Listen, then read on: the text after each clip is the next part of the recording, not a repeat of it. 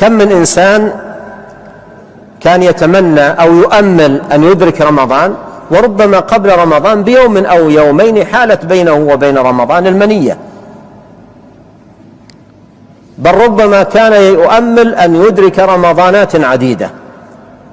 ولهذا ينبغي على الناصح لنفسه أن يستشعر أن إدراكه لرمضان غنيمة ثمينة جدا في حياته، لأن هذه محطة في حياتك تعتبر ثمينة جدا لا تفوت، وما ذهب من حياتك من فرص ثمينة لا يعود.